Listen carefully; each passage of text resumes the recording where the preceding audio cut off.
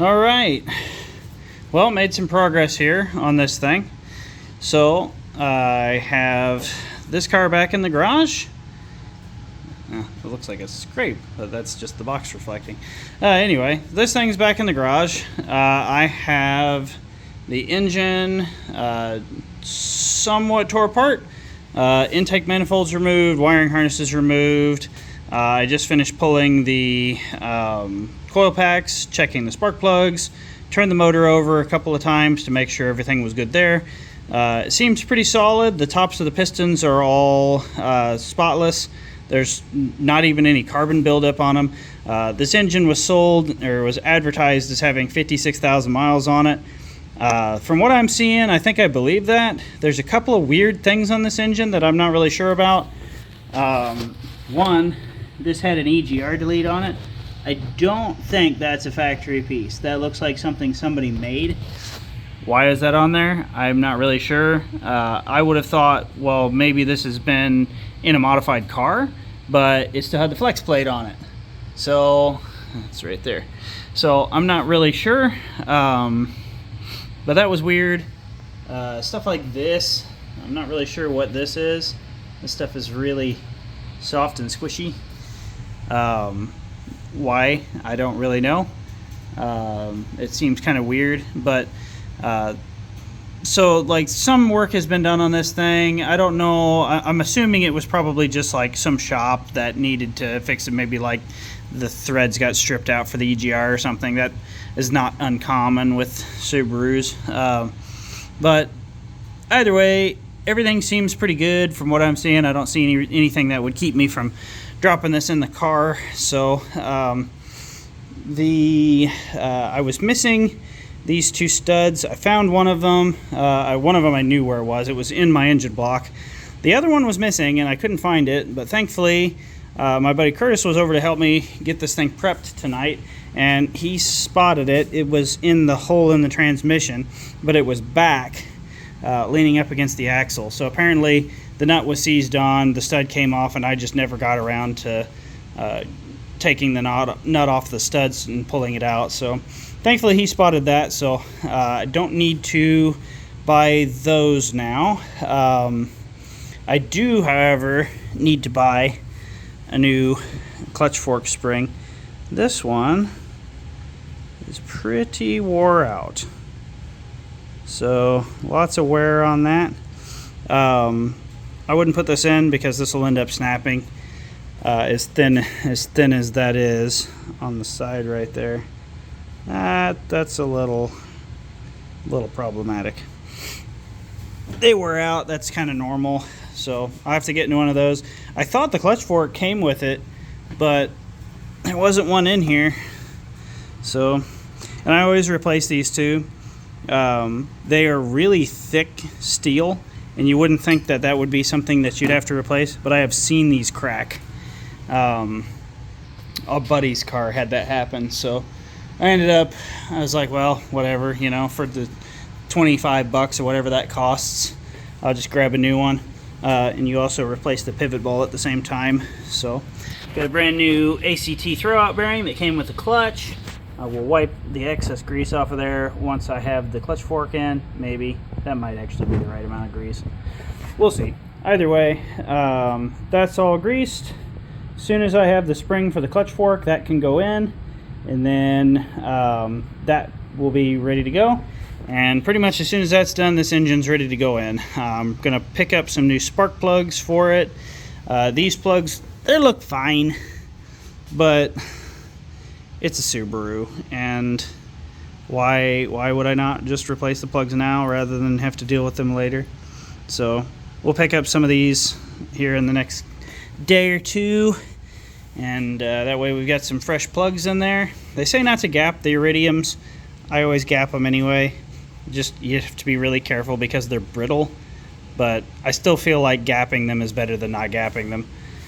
So we'll pick up some new plugs, throw those in there, throw the coil packs back in, and then once that spring comes for the clutch fork, I think we're good to go.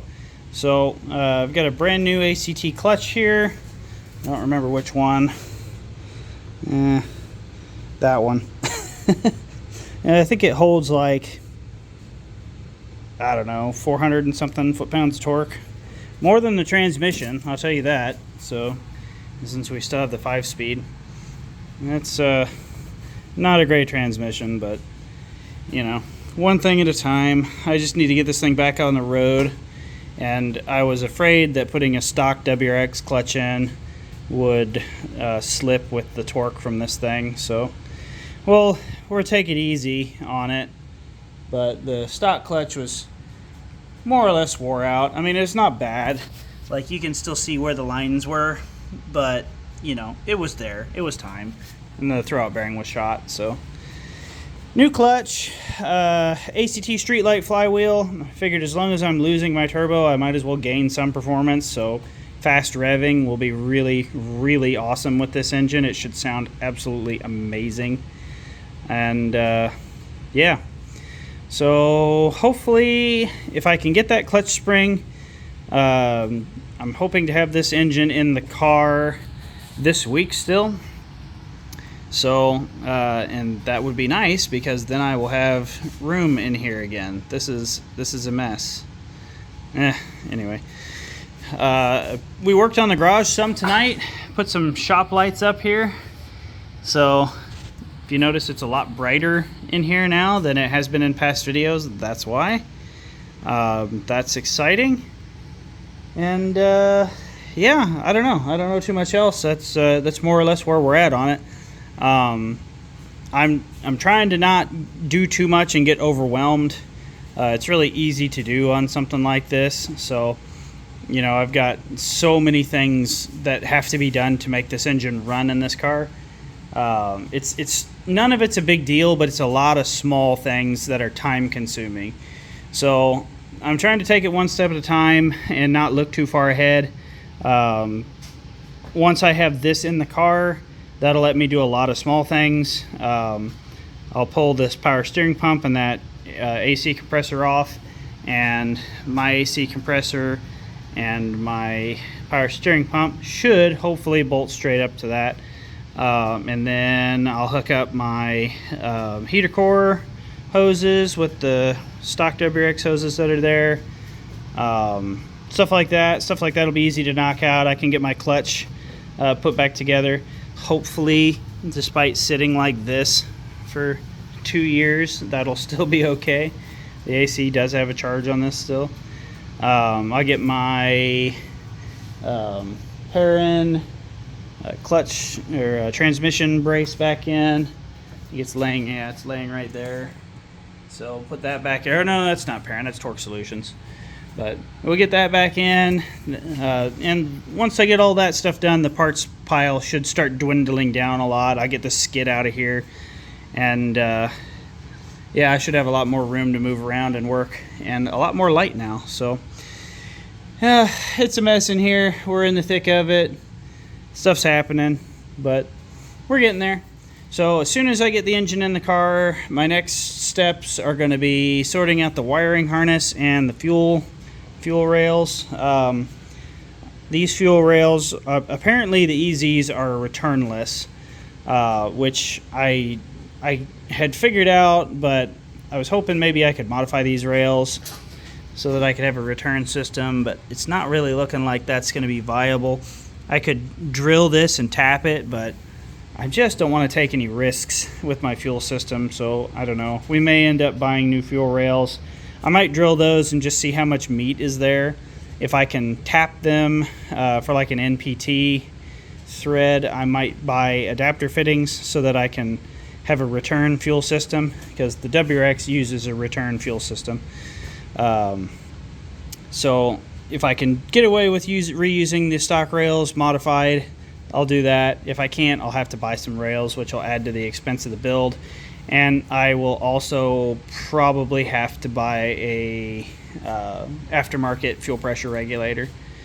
So as long as I have to do that anyway, I'll probably change the fuel setup from series to parallel, so that I'll have a Y splitter to go to each rail instead of one rail and then the next rail and then back.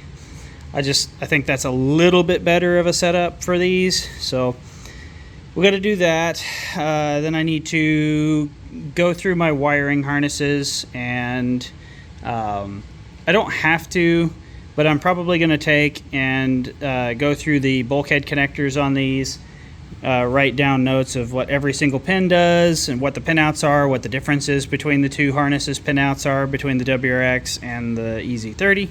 That way I've got that information available to me. It'll make setting the Haltech up a lot easier.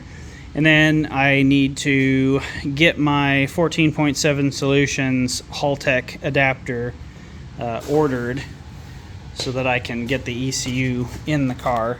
And I'm going to have to do some custom work. I've already got the old ECU out. Stole the radio out of this for my wife's Forester, so I get a new radio too. But the Haltech, I'm going to have to drill a hole in the dash because I'm planning on using the map sensor that's built into the Elite 2500 just to save some cash. So I'll probably buy like a bulkhead and then just put it somewhere right through the firewall so that I can just run a hose to the map sensor on the unit.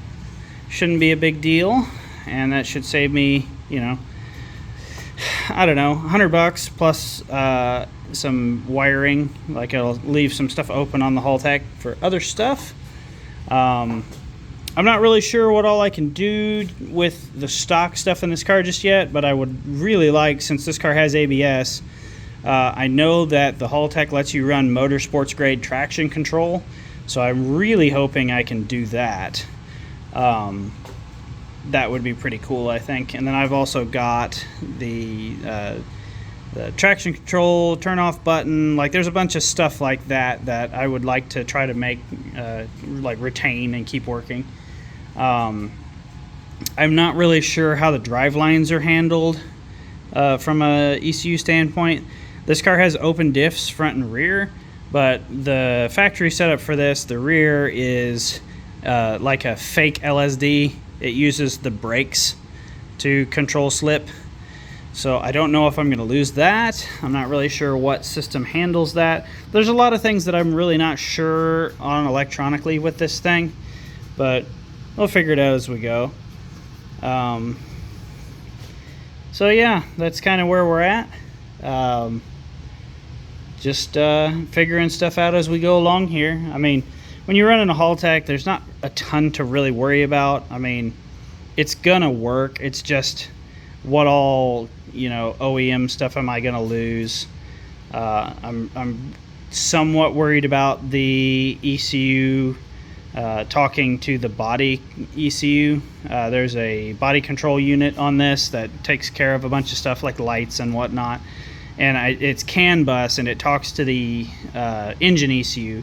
I don't know why, I don't know what it does. I'm not sure if I'm gonna have issues there. I don't know. So stuff like that we'll have to figure out as we go. But yeah, I'm willing to put the work in. I really like this car, especially with the Haltech in it and the EZ. I think this is probably going to end up being a forever car, just like this thing is. At the very least, my wife is going to daily drive it. I mostly work from home, so I don't really need a car to daily drive except for in the winter. During the summer, I daily drive my Miata, but you know, I need something to get to work in the winter for the 1 day a week. So I don't know, I might pick up another Lancer. I've been thinking about picking up a Wrangler to play around with, so we'll see. But one thing at a time. I got to get this thing done, make sure it's reliable and it runs good, and then once this is done, then we'll probably sell my wife's Forester after I do a build on it. I'm going to do a really, like, a basic, you know, lowered wheels, brakes, stuff like that. It's already got a nice stereo in it. I've been working on getting the four piston brake caliper upgrade together for it, so I get those painted and installed. It should be a really, really cool little car for somebody. You know, it's been great for us the couple years we've had it, but you know, I kind of wanted to do that. I want to, you know, get cars, fix them up a little bit, make them really nice, and then see if I can sell them at a little bit of a profit here and there, maybe like once a year or something. So, but these two are probably forever cars. The Miata is kind of seeming like it's going to be a forever car too. I'm not really sure yet. I love driving that car. My wife loves that car. We've thought about doing a K-swap in it, or maybe maybe an LS kind of build. But yeah, I don't know. For right now, I'm focusing on this thing, and yeah, hopefully I'll be able to get a decent amount of cash back with stuff that I'm pulling off of it. I know that these catted downpipes, the stock downpipes, sell for a pretty decent amount of cash, and that thing's only got 83,000 miles on it.